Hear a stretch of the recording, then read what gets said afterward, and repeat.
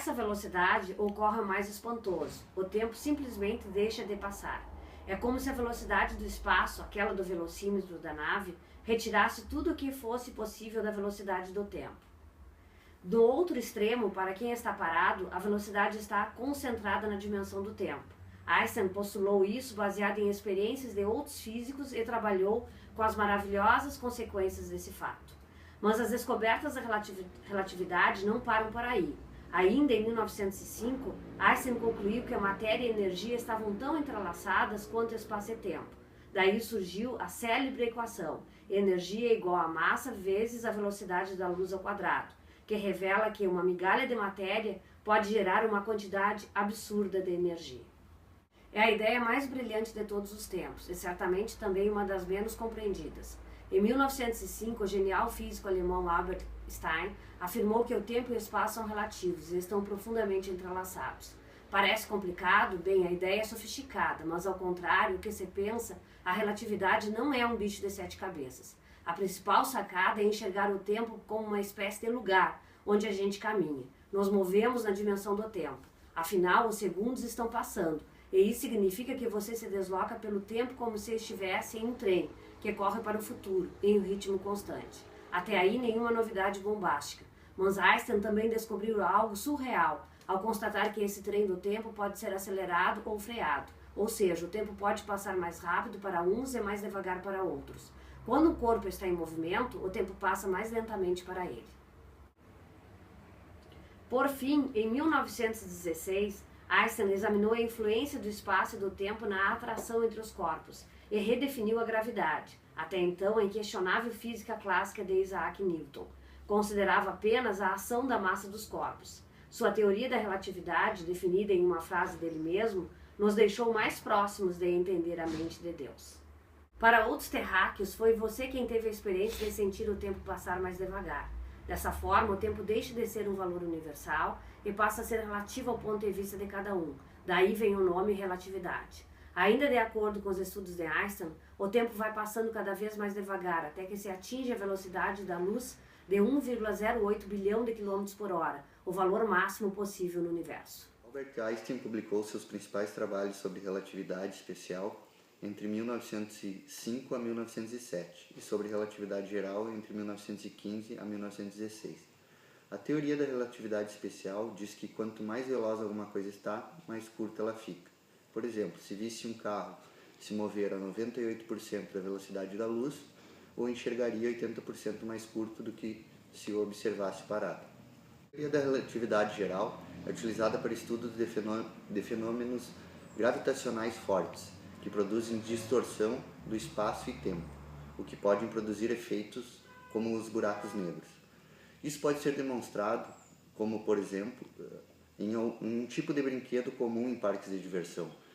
A rotação da máquina mantém as pessoas grudadas na parede pela força centrífuga, como se houvesse uma gravidade artificial. Então a diferença entre as duas teorias é que a teoria da relatividade especial trata de fenômenos relacionados a grandes velocidades e a teoria da relatividade geral trata de fenômenos relacionados a campos gravitacionais fortes. Vamos agora falar da teoria da relatividade do Einstein. A teoria da relatividade especial, nesse caso, ela estabelece que o tempo e o espaço não são absolutos, como postulava a física de Newton, mas variam de acordo com o referencial, uma revolução na maneira de entender o universo. O único valor constante para esta teoria é a velocidade da luz no vácuo, que é de 300 mil km por segundo. Esta teoria traz a seguinte questão. Imagine duas pessoas, uma parada na calçada e outra passando de carro. Ambas querem medir o tempo que uma bola solta pela pessoa que está na calçada demora a cair ao alcançar o chão. A questão colocada por Einstein foi: como as duas pessoas podem comparar as suas medições? Demonstrou, surpreendeu muita gente, é que essas medidas não são idênticas, mas dependem do movimento relativo entre as duas pessoas. Quanto mais rápido o movimento, mais diferentes elas são entre si. Einstein se limitou a movimentos com velocidades constantes. Ele mostrou que tanto as medidas de tempo como as de espaço dependem dessa velocidade. Em particular, quanto mais perto da velocidade da luz, maior é essa diferença. A teoria permite que os dois observadores possam comparar seus resultados sem confusão e também comprova que nada pode ter velocidade mais rápida do que a da luz. Dando sequência à teoria da relatividade, o Einstein apresenta dois postulados. O primeiro postulado diz que as leis da física são as mesmas em qualquer referencial inercial. Isto quer dizer que as leis da física devem ser invariantes na classe referencial inercial.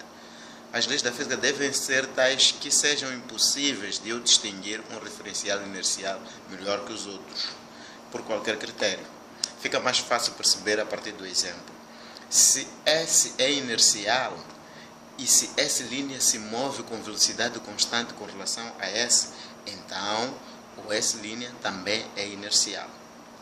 E o segundo postulado diz que a velocidade da luz no vácuo tem sempre o mesmo valor em todos os referenciais inerciais. O significado é que a velocidade da luz é uma constante universal.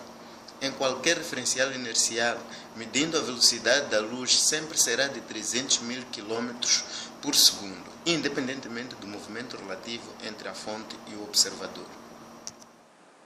Agora que já vimos o conceito de relatividade, entendemos o que é a relatividade geral e a relatividade especial e passamos pelos postulados da teoria de Einstein, vamos falar um pouquinho sobre os efeitos da relatividade, em especial a dilatação do tempo e a contração dos objetos.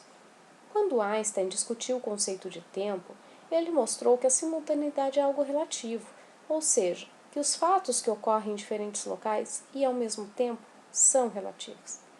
Assim, o que é simultâneo para um observador pode não ser simultâneo para outro observador que se move em relação ao primeiro.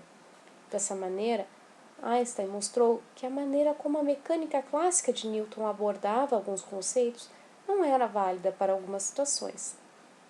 Agora, vamos tentar entender a contração dos objetos.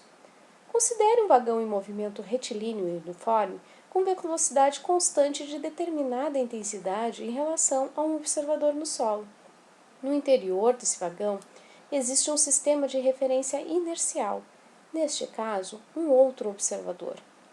Se colocarmos uma barra com determinado comprimento em frente ao observador que se encontra no interior do vagão e esta barra estiver orientada na direção do movimento do trem, devido à dilatação do tempo, essa barra terá outro comprimento em relação ao observador no solo depois que o vagão se deslocar durante um intervalo de tempo.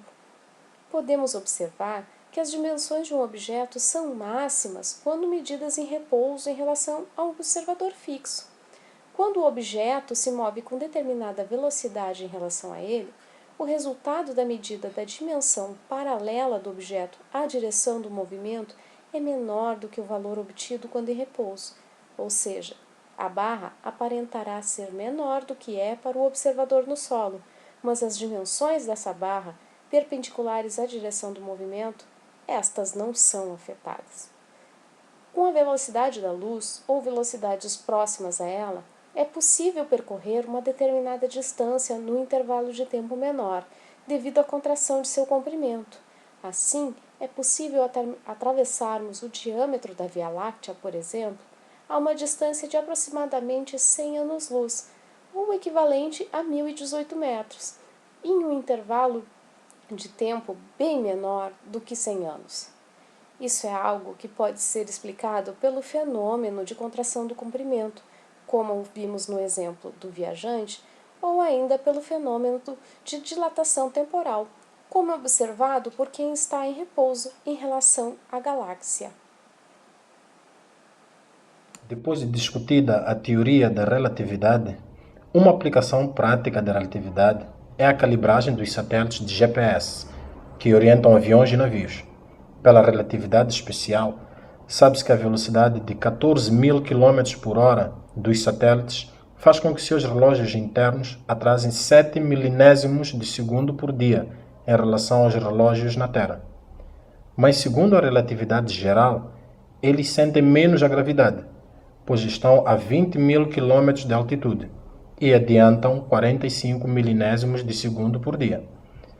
Somando as duas variações, dá um adiantamento de 38 milésimos por dia, que precisa ser acertado no relógio do satélite. Portanto, se não fosse a teoria da relatividade de Einstein, o sistema acumularia um erro de localização de cerca de 10 km por dia.